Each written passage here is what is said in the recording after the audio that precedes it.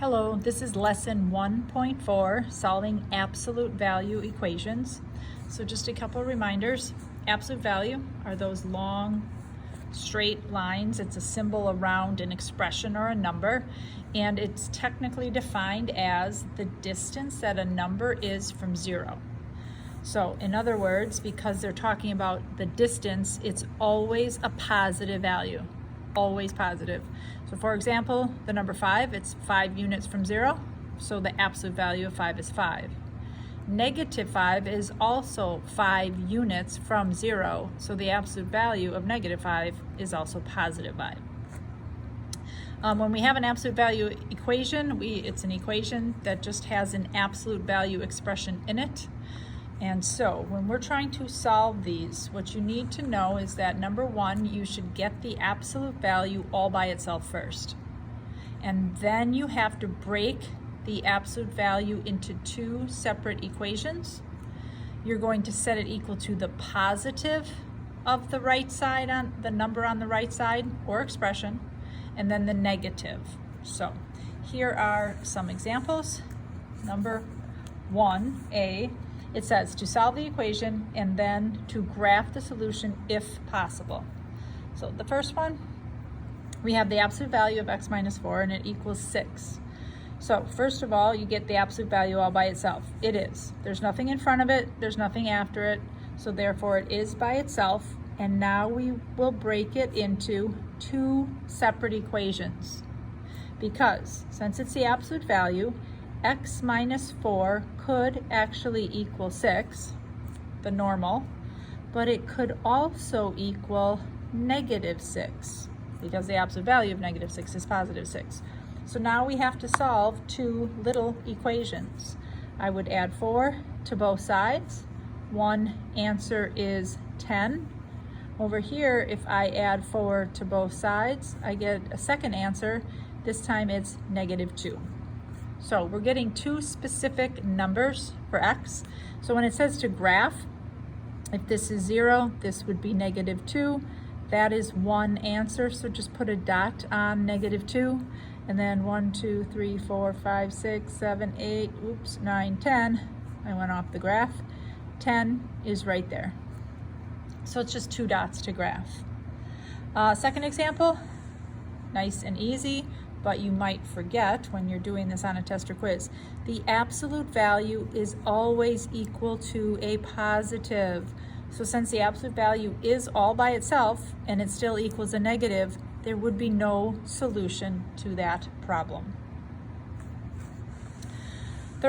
Second example too, but our third example, you have to remember to get the absolute value all by itself, which means we have to get rid of the minus 10. So first step would be to add 10 to both sides of the equal sign. And then we still have the absolute value of 3x plus 9, and it equals positive 6. Okay. Then we will separate this equation into 2 equations. The absolute value of 3x plus 9. So 3x plus 9 could equal positive 6, or 3x plus 9 could equal negative 6. And we solve these 2 equations. Subtract 9 from both sides. 3x could equal negative 3, and then divide by 3. 1 answer is negative 1. The other answer, subtract 9 from a negative 6, you get negative 15 divided by 3. X is negative 5. So those 2 answers, it didn't say to graph, but we'd put a dot at negative 1 and another one at negative 5. So just because we're working with absolute value doesn't mean our answers are going to be positive. So we came up with 2 negative answers. So we are going to skip this for now. Moving on to example 4 on the next page. Notice that you have absolute value on both sides. So that does make it a little bit more tricky, but this is what happens. The absolute value of 3x minus 4 could equal the positive value on the right side or the negative. So we still treat it the same even though there is an absolute value over there. Just move it up a little bit. So 3x minus 4 could equal positive x, or 3x minus 4 could equal negative x. And we have to solve these two equations. When we have x's on both sides of the equal sign, we have to get rid of them from one side. So here I'm going to subtract 3x. I'm left with negative 4, and it equals negative 2x. Divide by negative 2. X would equal positive 2. Or over here, if I subtract 3x from both sides, negative 4 could equal negative 4x. Negative 1 minus 3 more is negative 4. Divide by negative 4, x is positive 1. You should always check your answers because sometimes there's something called extraneous answers, or answers that don't work per se, and so you'd want to plug them back in and check and see. So I'll show you that when we get down to number 5. Part B. Same thing here, but there's that 2 in front, so of course that does just make it a little bit more difficult. But keep the left side as is. 4x minus 10 on both equations that you break it into. Then over here it could equal 2 stays as 2, and then it could be 3x plus 1, just like normal inside the absolute value, or the exact opposite of everything inside the absolute value. So not just negative 3x, but also negative 1. So those are the 2 equations then that we have to solve.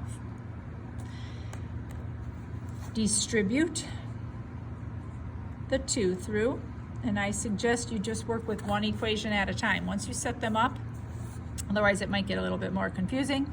So I'm going to subtract 4x from both sides. Negative 10 equals 2x plus 2. Subtract 2 from both sides. Negative 12 and 2x. And then finally divide by 2. One answer is negative 6. And the other answer, distribute negative 6x, negative 2.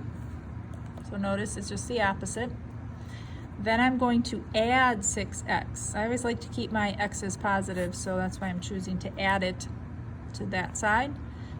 Positive 10x minus 10, and it equals negative 2. Then I'm going to add 10. 10x equals positive 8. Divide by 10. When you write an answer like this, you can divide it out. 8/10, if you think about it, is 0.8. If you reduce it to 4/5, that's perfectly acceptable as well. So either or. Okay. Extraneous answers. It says when you have an apparent solution that must be rejected because it does not satisfy the original equation. So basically when you plug it in and the check doesn't work, then you know that you have an extraneous answer and you have to eliminate it, cross it out basically. So when I look at this one, I have to make sure that when I have the absolute value, when I plug in a number, that it never does equal a negative. So Having x be a negative here, 4 times negative anything would produce a negative result there. That can never happen. So you always want to be careful. But I do have my 2 equations I need to set up. 2x plus 12. So I always start out the same. It could equal a positive 4x, or it could equal a negative 4x. So then I will solve the 2 equations. Over here I'm going to subtract 2x from both sides. 12 equals 2x, divide by 2, x is 6. The other equation, I'm going to subtract 2x from both sides again. This time though I get negative 6x, divide by negative 6, and I get negative 2. When I check these 2 answers, this negative 1 is not going to work. So this is my original equation. I'm going to plug in a 6 where I see an x. 2 times 6 is 12. Plus 12 more is 24, and the absolute value of 24 is 24. So that one's good. This is a good answer. The other one, slide this over, is negative 2. If I take the absolute value of 2 times negative 2 plus 12, does that equal 4 times negative 2? Well, can the absolute value of anything ever equal a negative 8? No. The absolute value of negative 4 plus 12, it's the absolute value of 8, which actually should equal a positive 8. So the answer, negative 2, is extraneous. Maybe pause the video and try and solve example 6. And then we'll come back and see if you set it up and solved correctly.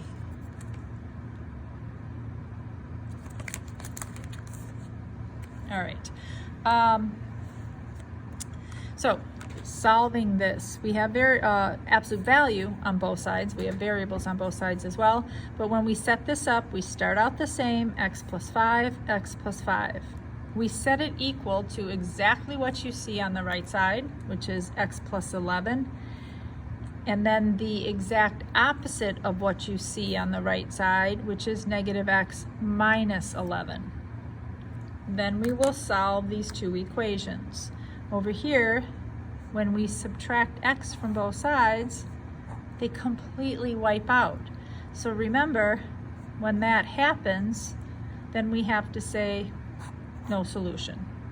But we still have an opportunity for a solution over here, so we still might get one, but from this equation we do not. Over here I would add an x to both sides. X plus x is 2x. So I will get an answer, and that answer happens to be negative 8. So negative 11 minus 5 is negative 16, and divided by 2 is negative 8. So I do have a negative answer, but if I plug it back in, negative 8 plus 5 is negative 3. The absolute value of that is 3. And then negative 8 plus 11 is 3. The absolute value of that is 3. So the check would work. So thank you.